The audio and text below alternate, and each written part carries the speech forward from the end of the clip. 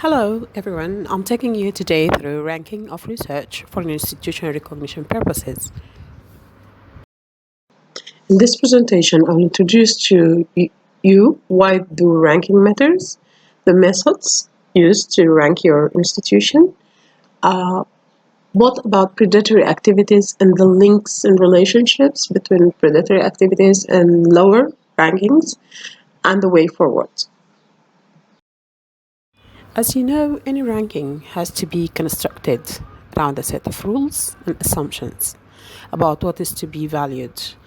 And that's why you will find some rankings depend heavily on the research published in certain types of journals. Other ranking bodies will depend on the amount of international students or international staff members at the university or at the faculty. Some of them will depend hugely on the amount of prizes, such as Nobel Prize and medals, that a university staff member acquires. And some of them will depend on all of those, plus, say, for example, connections with the industry. Why does the ranking matter? Ranking matters because it can influence the funding you receive at the institution, a certain institution, and it also can influence who decides to join your university as an undergrad or a postgrad student. The parents will decide for this is the best university for their daughters and sons or not.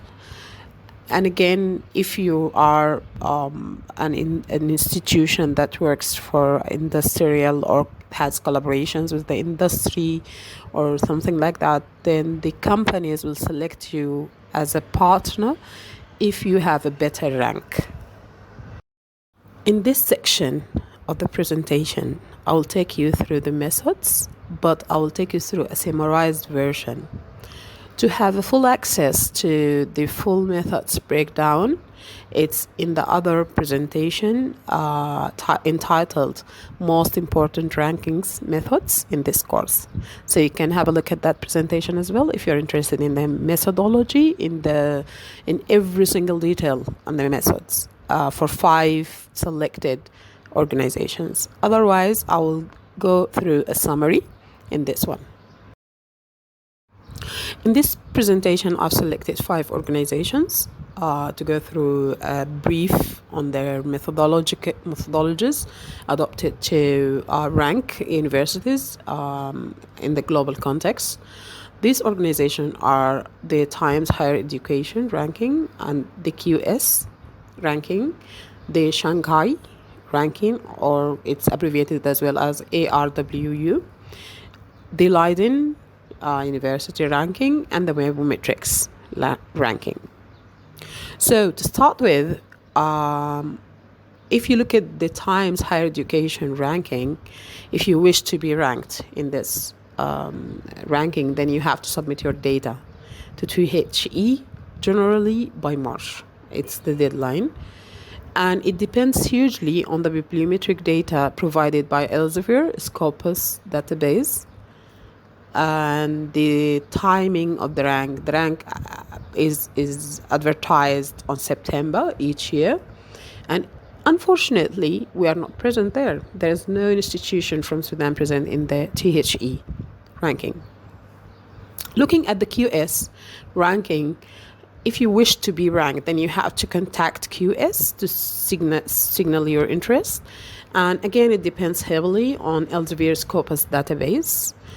It's normally published within the spring, and you will find the University of Khartoum and the University of Science and Technology present in this rank. Looking at the Shanghai rankings, then to be ranked in this rank or by this organization, you should have Nobel laureates in your staff members, you should have field medalists, you should have highly cited researchers or papers published in Nature or Science. You have to have a significant number of papers indexed by the Science Citation Index Expanded, SCIE, or for the humanities studies by SSCI. It depends hugely on the Clarivet, highly cited researchers list. It depends also on the Science Citation Index expanded, the SCIE and the SSCI. The timing of advertising or of showcasing this rank is in August each year. And unfortunately, again, we don't have any university from Sudan present in that list. And the fourth organization that ranks universities is Leiden University Ranking, other name for it, or AKA CWTS Ranking. They select the universities to be ranked based on the publication numbers. So for you to be ranked in a year, for example, you have to have at least 800 Web of Science Index publications in the period from 2016 to 2019 to be ranked in 2021. And they depend basically on Clarivet's Science Citation Indices, in addition to enriching the indices by their own methods. The ranking is published in June each year, and we don't have any university present in that list yet. The fifth and final organization I'm going to summarize the methodology for is Webometrics, and they collect the data each year, twice each year, from the 1st to 20th of January and of July. They depend on the data, or they collect data from RF, Majestic, Google Scholar, Simago, and these types of sources. And they publish the ranks each year by the end of January and by the end of July. And we have 6 universities present in that list. But all of them are not in the best hundreds. I'll take you now through the sources of research matrices. The first matrix I'm going to discuss or to introduce here is Scopus. It's owned by Elsevier, and it's a bibliographic database that contains over 60 million articles, abstracts, and citations, 21.5 thousand peer-reviewed journals, and 130,000 books. And it offers an author profile. So, and this matrix is used by another matrix that's called Scival, which is also owned by Elsevier, and that links to the profiles in Scopus. So Scival links with the profiles in Scopus. It can present visual research performance. It can benchmark the relative to peers. It can analyze research trends at an institution or at an department, or even at the subject level. The third matrix that is used to rank an institution is Insights trademark, and this is owned by Clarivet. It's based on Web of Science. It is similar to Scopus, but is thought to be more scientific, and it depends on different data or uses different databases of journals. It's not the same database that's used by Scopus. The fourth matrix that's used in ranking universities or institutions, academic institutions or research institutions, is called Altmetrics. And this is an untraditional or non-traditional matrix. It measures online engagement, such as downloaded, viewed, things like that, of an article or of an author. So how can you define a predatory activity, or a predatory journal, or a predatory conference?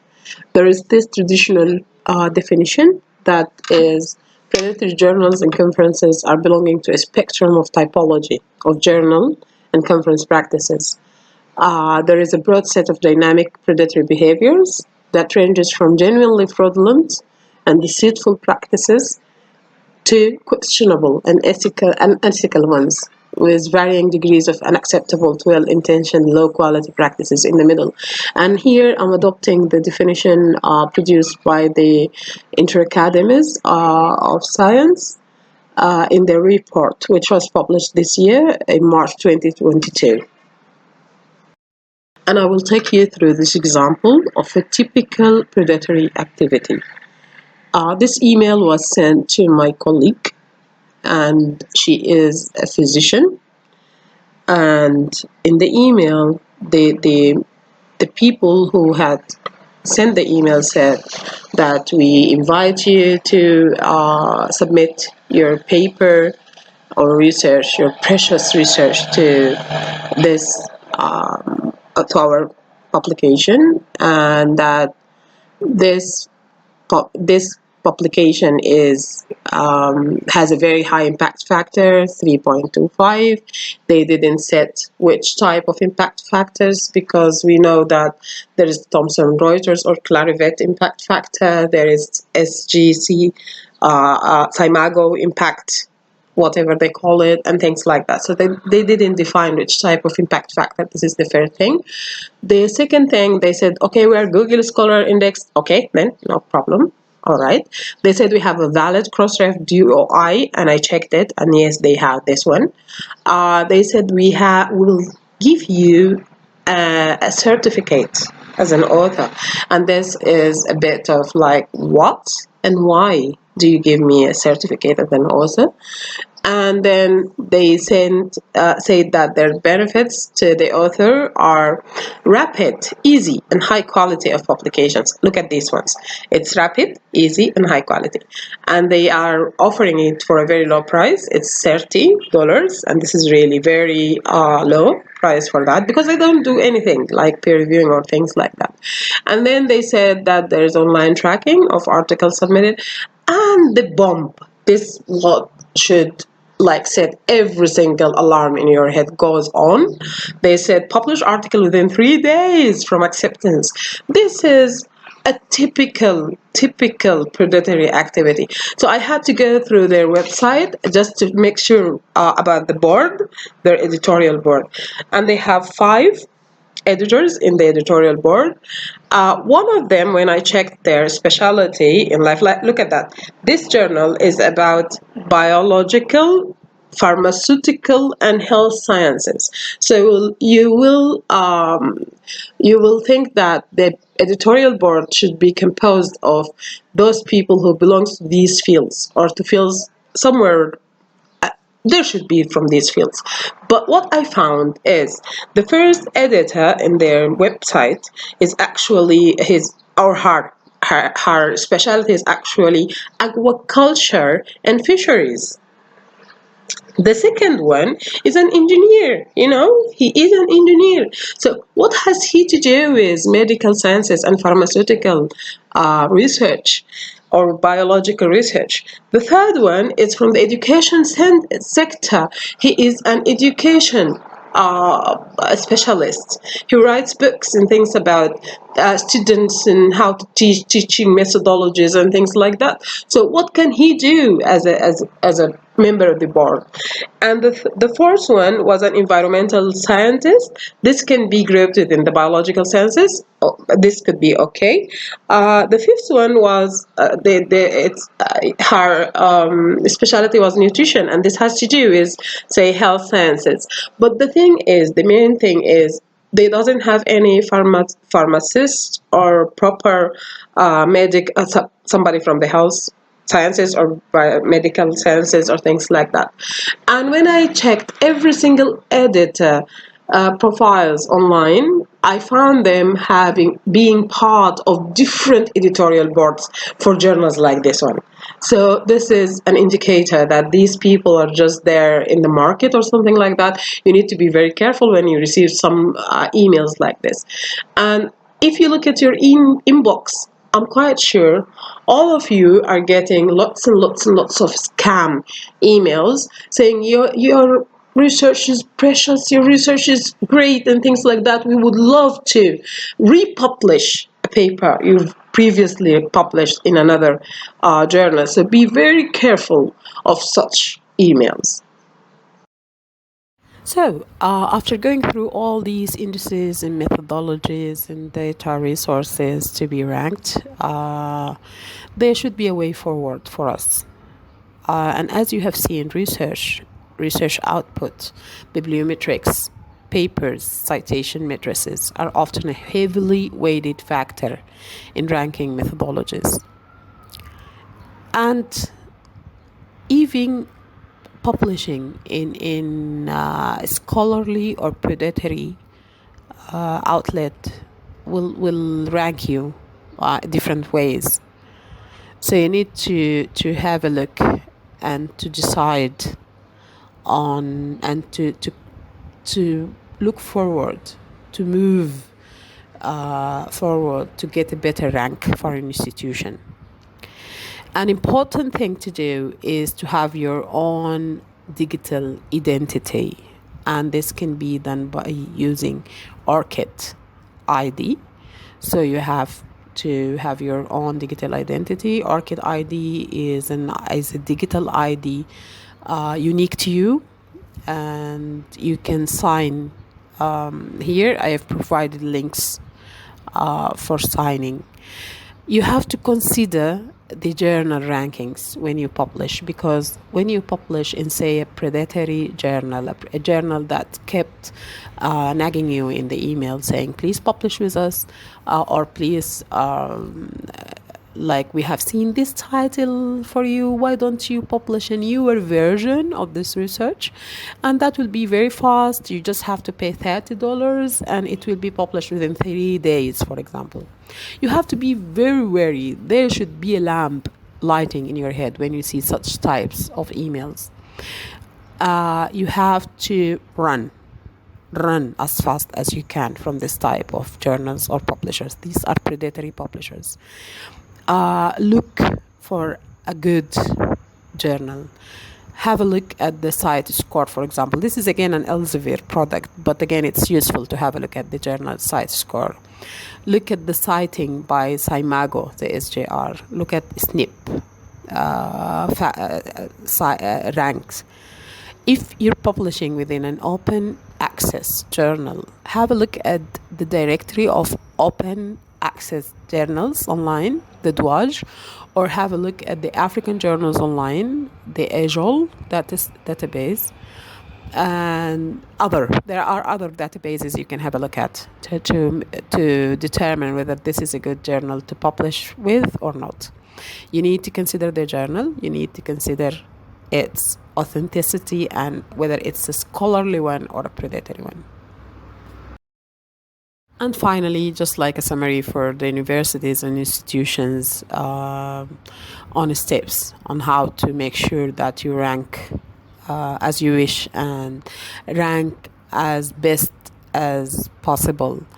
You have to determine which ranking best fits you and your needs. This is the first step. And then you need to stay informed of the methodology of ranking. As I said earlier, sometimes the ranking methodology changes from year to year, and sometimes within the same year they might change in those which publish twice a year.